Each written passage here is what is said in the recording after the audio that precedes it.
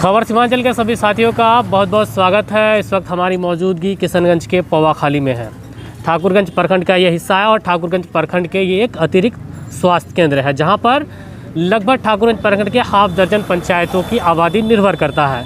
लेकिन यहाँ के युवा संगठनों द्वारा एक अनिश्चितकालीन हड़ताल का जो है आयोजन किया गया है, जिसमें यहाँ के युवा संगठन MBBS डॉक्टर, एम्बुलेंस की सुविधाएं समेत जो है अस्पताल में जितने भी बुनियादी सुविधाएं उन सब चीज़ों को लेकर के ये लोग अनशन पर बैठे हैं। इन लोगों से जानते हैं कि कब तक ये अनशन चलेगा और क्या कुछ मांगे हैं इन लोगों की। बताइए, आप क्या नाम है आपका? मेरा नाम अंकित सिंह हुआ। अच्छा, ये धरना प्रदर्शन करने का आप लोग का क्या मोटो है? सबसे पहले हम लोग का 3 मांगे हैं। पहला एम्बुलेंस और अस्थायी तौर से MBBS डॉक्टर और तीसरा ऑक्सीजन। अस्थायी तौर से अगर डॉक्टर यहाँ नहीं रहते तो लोगों को काफ़ी कठिनाई का सामना करना पड़ता है। और यहाँ पे दूसरा एम्बुलेंस जो है वो अपने बीमार है तो पेशेंट कहाँ से लेके जाएगा वो एम्बुलेंस। और तीसरा ऑक्सीजन। अच्छा, ऑक्सीजन नहीं रहने के कारण बहुत सब यहाँ जाने भी गए हैं और बहुत सब लोगों को कठिनाई का सामना भी करना पड़ रहा है। यहाँ से जो मेन उप स्वास्थ्य केंद्र है कितना दूरी पर है? यहाँ से आपको 40 से 45 किलोमीटर की दूरी पे है। अच्छा, जो रास्ता में जाते जाते बहुत सब जाने भी गए हैं, तो उसके कारण यहाँ पे अस्थायी तौर से एक MBBS डॉक्टर होना बहुत ज़रूरी है। तो उसके कारण हम लोग आज अनशन में बैठे हैं। कितनों का आबादी इस अस्पताल पर निर्भर करता है? इस अस्पताल में आबादी लगभग ठाकुरगंज का लगभग आधा समझ लिए 11-12 पंचायत समझ लिए कि इस पंचायत पे जो है इसकी आबादी पे निर्भर करता है। और यहाँ पे जो है इसका जो है उपचार का व्यवस्था काफ़ी लाचार है। वक्त मजबूरी पे इमरजेंसी पड़ने पे जो है यहाँ पे डॉक्टर अवेलेबल नहीं रहता है, जिस वजह से जो है काफ़ी जो है कठिनाइयों का सामना करना पड़ता है। जो है जो भी है उसकी वजह से जो है ट्रांसफ़र करना पड़ता है, रेफ़र करना पड़ता है। और रेफ़र करने के लिए जो है एम्बुलेंस यहाँ पे जो दिया गया है वो एम्बुलेंस काफ़ी लाचार है। खुद जो है ठीक नहीं है, वो क्या पता आधा रास्ता में वो खुद दम तोड़ दे, तो वो किसी पेशेंट को कैसे कहीं इतना दूर 40 किलोमीटर यहाँ से आपको किशनगंज है MGM लेके जाना हो या सदर अस्पताल लेके जाना हो, तो यहाँ का अगर एम्बुलेंस सही रहेगा तभी तो यहाँ से अगर किसी भी पेशेंट को रेफ़र किया जाएगा वो सही सलामत जो है MGM या सदर तक पहुँच पाए। और यहाँ पर जो है ऑक्सीजन का सुविधा नहीं है, जिस वजह से है कि बहुत सब आदमी जो है ऑक्सीजन के कारण जो है दम तोड़ दिया है। और बस हम लोगों का ये मांग है, हम लोग अनशन पे बैठे हुए हैं कि जो है हम लोग का ये 3 मांग है, इससे जो है हमारा मांग हम लोगों का मांग जो है पूरा किया जाए। अभी कितना एम्बुलेंस है इस अस्पताल में? एक एम्बुलेंस है, वो भी बीमार है। अच्छा, कब से ये बीमार है?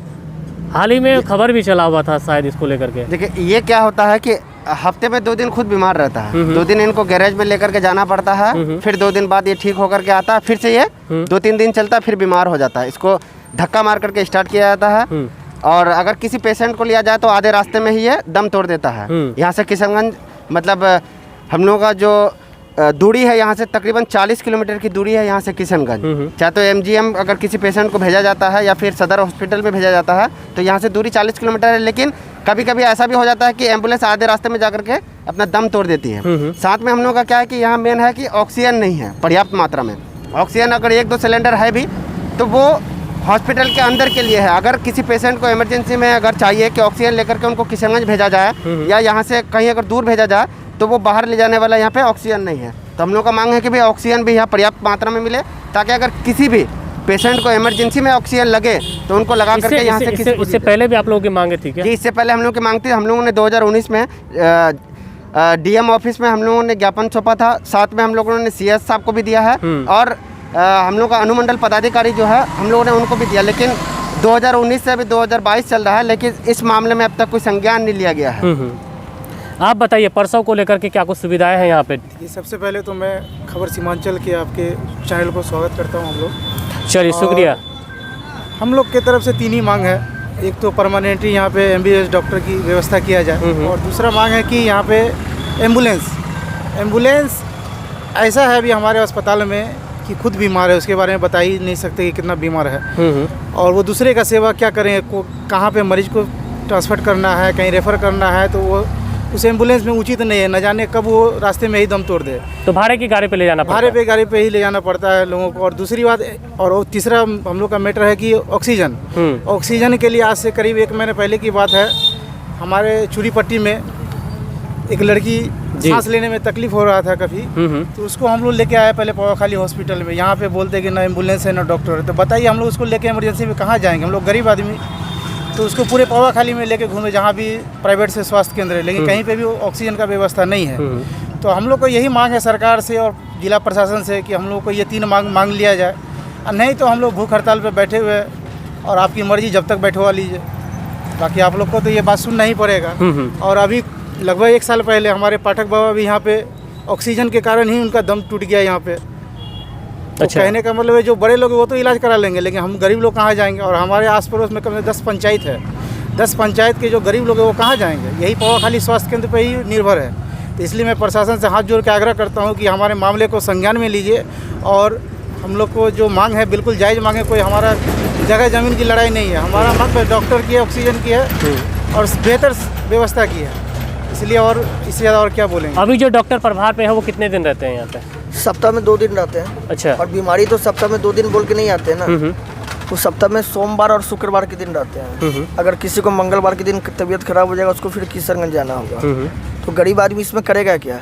और अभी 2 घंटा का ड्यूटी है, 11 बजे 12 बजे आते हैं, 1 बजे तक जो है वो अपना सामान पैक करके रिटर्न वापस अपने क्लिनिक में चले जाते हैं। उसके बाद यहाँ पे रात का भी समस्या है। अगर रात में कोई भी पेशेंट को लेकर आया जाता है तो ज़्यादातर जो है पेशेंट को जो है यहाँ से रेफ़र कर दिया जाता है। बाकी 5 दिन किसके भरोसे चलता है? बाकी 5 दिन जो है बस अल्लाह भरोसे राम भरोसे हॉस्पिटल दिया हुआ है। यहाँ पर एक आयुष डॉक्टर हैं जो उनको खुद कुछ चीज़ के बारे में जानकारी नहीं, वो उसको कुछ रेफर डॉक्टर जो रेफर डॉक्टर इनका काम है सिर्फ यहाँ पे कोई पेशेंट आए, इनका काम है सिर्फ रेफर बाई किशनगंज करना, सदर अस्पताल और इससे ज़्यादा ये कुछ नहीं कर सकते हैं। तो आस पड़ोस के जो डिलीवरी माएँ होती है उसका प्रसव के लिए क्या कुछ व्यवस्थाएं हैं यहाँ कोई पे? सुविधा नहीं है। वही वही आपको सुविधा है कि अगर पैसा है तो यहाँ पे डिलीवरी होगा, नहीं तो उनको रेफ़र कर दिया जाएगा बाहर। अब आप लेके आइएगा तो आपको पैसे मांगेंगे कि बाहर से दवाई लाना। दवाई की भी बहुत किल्लत है यहाँ पे। अच्छा, दवाई भी नहीं है? दवाई तो बिल्कुल ही नहीं है, एक इंजेक्शन भी नहीं है। और बताइए, एक पैरासीटामोल जो बुखार का टेबलेट है वो भी नहीं है यहाँ पे। और इससे ज़्यादा क्या बोले, बहुत दुख भरी कहानी है। और अब तो प्रशासन को एकदम संज्ञान में लेना ही पड़ेगा। अच्छा, कब तक चलेगा ये अनशन? जब तक हमारी मांग पूरी नहीं हो। और इतना बड़ा हॉस्पिटल है जिसमें एक एएनएम के भरोसे चलता है। बीती रात 17 डिलीवरी हुआ, जिसमें एएनएम खुद बीमार पड़ गई, बेहोश हो गया, बोल रहा था। जब तक मांग पूरे नहीं तब तक जारी रहेगा। तो बुधवार की रात 17 डिलीवरी हुई है? अच्छा। इसमें एक एएनएम के भरोसे ही है। अच्छा। जो कि वो भी बीमार पड़ गई रात में। भी वो खुद ही बीमार पड़ी। अच्छा, तो ये यहाँ के अनशनकारियों का कहना है।